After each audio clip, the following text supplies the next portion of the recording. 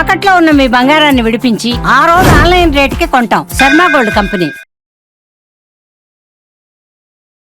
అందరికీ నమస్కారం. నా పేరు మాధురి. మీరు చూస్తుంది సుమన్ టీవీ నెట్వర్క్. మనలో చాలా మందికి ఏ పని ప్రారంభించాలన్నా ఆ రోజు వారి యొక్క రాశి ఫలితాలు చూసుకుని దానికి తగ్గట్టుగా కనుక మనం ప్రయత్నించి చూసామంటే అది సక్సెస్ అవుతుందని అందరూ నమ్ముతూ ఉంటారు.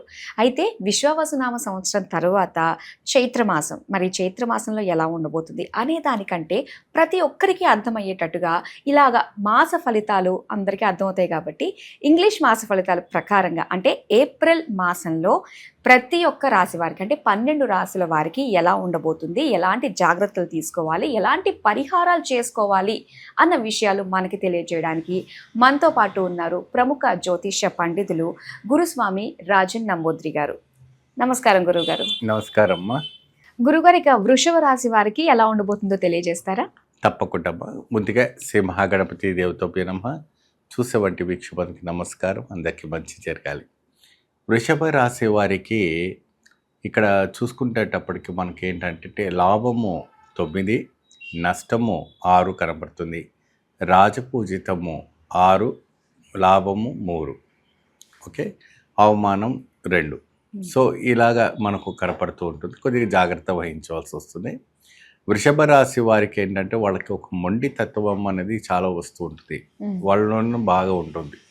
ఆ మొండి తత్వం స్త్రీలకైనా పురుషులకైనా అంటే రాశికి తగినట్టుగానే ఉంటారు మనుషులు కూడా. సో దానివల్ల ఏమవుతుందంటే ఇతరికి ప్రెషర్స్ అనేది చాలా ఒత్తిడి బాగా కనపడుతూ ఉంటుంది.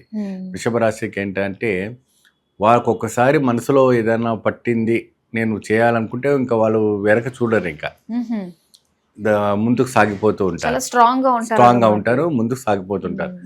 వద్దు నేను చేయను అప్పుడినే ఇంకా వాళ్ళు అట్లాగే ఉండిపోతారు. ఇంకా మనం దాన్ని ఎంత మనము ప్రెషర్ పెట్టినా ఏది పెట్టినా వాళ్ళు ముందుకు సాగరు అన్నట్టు. కాబట్టి ఆ రాశికి తగినట్టుగా వాళ్ళ మెంటాలిటీ ప్రకారంగా జరగటం అనేది జరుగుతుంది. కాబట్టి సో ఇటువంటి పరిస్థితుల్లో ఉన్నప్పుడు ప్రత్యేకమైనటువంటి వీళ్ళు ఏం చేయాలంటే దక్షిణామూర్తీశ్వర స్వామిని ఆరాధించడం వల్ల అతీతమైన వంటి ఫలితం రావడానికి ఆస్కారం అనేది కనపడుతుంది. దక్షిణామూర్తి అంటే ఎవరు? వారికి ఒక దక్షిణాముఖంలో కూర్చున్నటువంటి శివుడు, దాంట్లో సగం భాగము పార్వతి, సగం భాగం శివుడు ఉంటాడు. కాబట్టి విశేషమైన వంటి ఒక కైంకర్యం అనేది రావటం అనేది జరుగుతుంది. దక్షిణామూర్తీశ్వరునికి ప్రత్యేకమైన వంటి కైంకర్యం ఆరాధన చేయటం వల్ల అద్భుతమైన ఫలితాలు రావడానికి అవకాశం కనపడుతుంది. ఏ విధానంగా చేయాలి அப்படின்னா వీళ్ళు బుధవారం నాడే మనకు తినే శనగలు ఉంటుంది కదమ్మా, మామూలుగా నల్ల శనగలు తెల్ల శనగలుగా ఉంటుంది.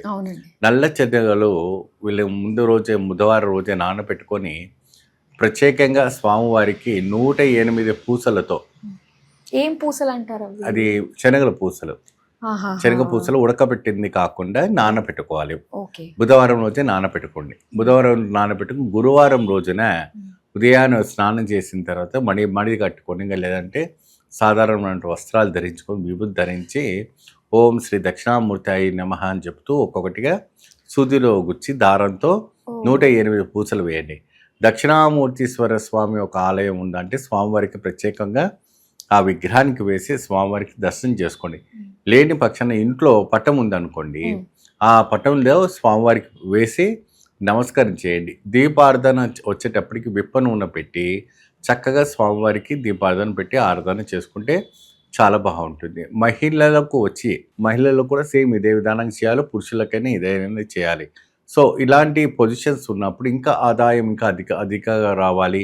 ఇంకా ఆ మొండితనం, ఆ పెంకితనం, ఆ ఒకటి అంతా కూడా పోవాలి. ఎవరికైనా ఇప్పుడు పేరెంట్స్కి ఏంటంటే పిల్లలు బాగా అభివృద్ధికి రావాలి, చదివే పిల్లలు ఉన్నాయి. ఇప్పుడు అంటే ఎగ్జామ్స్ పీరియడ్ నడుస్తూ ఉంది, పొద్దున్నే లేవాలి, ఉదయం లేవాలి, చదవాలి అంటే కూడా వాళ్ళకు సహకరించాలి. ఆ గ్రహస్థితులు కూడా అన్నీ కూడా సహకరించాలి. ఎందుకంటే ఈ షష్ఠ కుటుంబం ఉండడం వల్ల కొద్దిగా ఒత్తిడి అనేది బాగా ఉంటుంది. కాబట్టి కొద్దిగా సహకరించాలి. ఆ సహకరించాలంటే ఏం చేయాలంటే వీళ్ళని ఉదయాన్నే లేపి స్వామివారి దక్షిణామూర్తి స్తోత్రాన్ని చదివిపిస్తే చాలా బాగుంటుంది. ఇప్పుడు వివాహం కాని వాళ్ళకి ఎన్నో నెలల నుంచి కూడా వివాహానికి కాని వాళ్ళకి కూడా ఈ యొక్క ఏప్రిల్ నెలలో వివాహం అవ్వడానికి కూడా మంచి అవకాశం అనేది కనపడతా ఉంది. సంతానానికి కూడా ఇన్ని రోజుల నుంచి ఏర్పడే కాని వాళ్ళకు కూడా సంతానానికి కూడా మంచి సూచనలు రావడానికి కూడా అవకాశం కనబడుతుంది. ప్రత్యేకంగా మీరు విదేశాలకు వెళ్ళాలి అనుకుంటున్నా, విదేశాలు వెళ్ళడానికి ప్రయత్నం చేసి మీరు వీసాస్కు దానికోసం ఏదైనా ట్రై చేయాలనుకుంటే కూడా వీళ్ళు గట్టిగా ఏదైనా ప్రయత్నం చేశారనుకోండి, మంచి ఫలితాన్ని రావడానికి ఆస్కారం ఉంటుంది. ఇంకా ఉద్యోగస్తులకి వ్యాపారస్తులకి ఎలా ఉండబోతుంది అంటారు? సో ఉద్యోగపరంగా మనం ఇక్కడ చూసుకుంటే అయితే మాత్రాన అంటే ఇక్కడ గవర్నమెంట్ ఉద్యోగాలు కావచ్చు, లేదంటే మన ప్రైవేట్ ఐటీ రంగాల ఉద్యోగాలు కావచ్చు. గవర్నమెంట్ ఉద్యోగాల వాళ్ళకి వచ్చేసి బదిలీ అవ్వడానికి అవకాశాలు కనపడుతుంది ఎక్కువ శాతము. ఐటీ రంగంలో ఉన్న వాళ్ళకి విదేశాలు వెళ్ళడానికి అవకాశం ఉంటుంది, లేదంటే ఉన్న స్థానంలోనే పై స్థానానికి వెళ్ళడానికి అధికారం అనేది పడుతుంది. సో ఎన్ని విధాలుగా మీరు ఓవరాల్గా చూసుకుంటే మీకు మంచిగానే లాభదాయకమే కనపడుతుంది. నష్టం అంటూ ఇక్కడ లేదు. అయినా ఆరోగ్యం మందకస్తంగా ఉంటుంది కాబట్టి పూజ ఆరాధన మాత్రం దక్షిణామూర్తి ఆరాధన చేయటం వల్ల అతీతమైన ఫలితాలు రావడానికి జరుగుతుంది.